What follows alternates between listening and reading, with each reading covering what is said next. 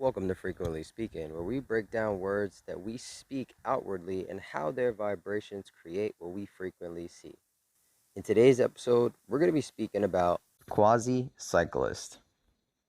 Cycling is a fantastic, enduring, and disciplined sport where so many muscle functions are working in unison as well as exerting different levels of output. The legs take on most of the work when powering up hills or burning through low gear intense spurts.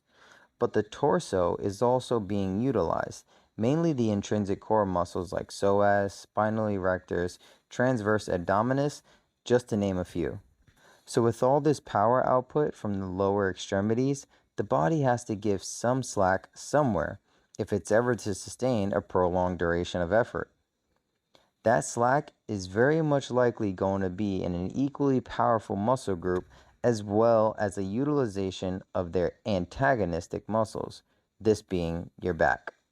When a cyclist is hunched over to gain better aerodynamics through keeping a small closed-in frame, there's not much need for your back muscles to be contracting to pull your structure into an upright position.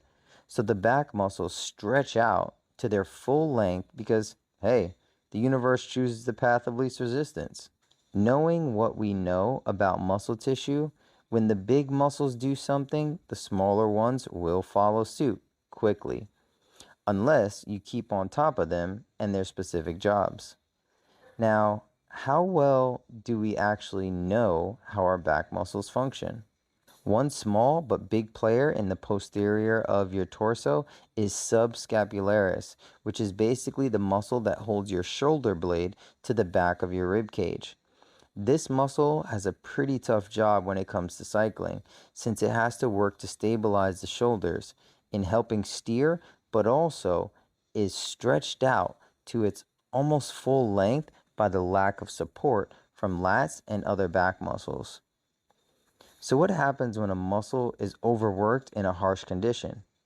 Right, it's bound to either tear or it'll adapt to the pain pathway. Since cyclists are athletes, these two options come sooner and harder for both sides of the coin.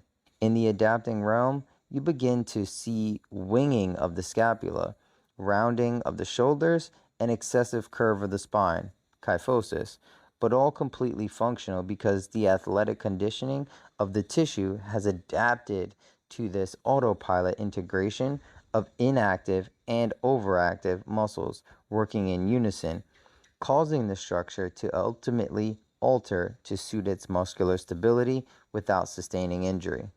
Basically, your body adapts to the pain and it gets used to it. At the end of the day, our bodies are wired for survival and sustainability through adaptation.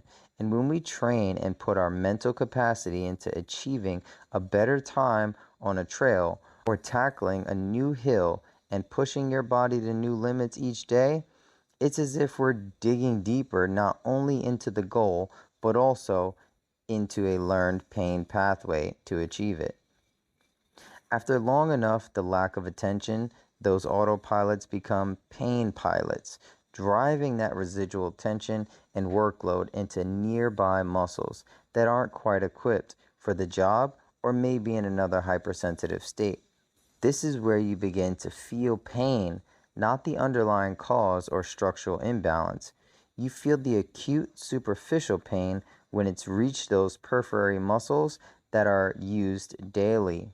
Then and only then, when it's causing annoyance, not being able to steer as efficiently or not being able to lean into that turn because of that slight twinge in your shoulder, that imminent something just feels off that pops into your head mid-ride. These are where mental guards come in, which in turn provide for a longer standing pain path and prolong the hindrance of your optimal performance. So if we condition our tissue to maintain a state of overuse, we're bound to experience some kickback through all the systems, ultimately affecting our performance to increase output, which is not the goal of training as much as cyclists do. It goes to say that though cycling is a lower extremity dominant sport, strengthening the upper body, specifically the posterior torso, You can save yourself a world of pain and setbacks just by paying attention to the little guys and strengthening that connectivity so that all systems can function as you climb to new heights. Try this mobility move before your next ride and check out my Hit the Toys functional mace strength for an advanced challenge towards increasing connectivity between your upper and lower body strength components. Crossbody dead curl. This is a dumbbell deadlift with a torso rotation. So we're going to be reaching the opposing dumbbell to the foot while holding a static curl with the other arm. As we exhale up into a standing position, we're going to curl the reaching arm into a static curl position and release the other as you inhale back down into that crossbody reach with a hip hinge. Benefits of this movement are going to be increased thoracic strength, lat and glute activation, lumbar mobilization, and kyphotic eye bar, which is intrinsic breathing active release. So we're really going to be releasing that kyphosis in the upper back, strengthening the lower body, and really putting in some functional strength into the posterior back. Thank you for tuning in to Frequently Speaking. If you like this episode and would like to hear more perspectives like this, join the community at maxwellness.co.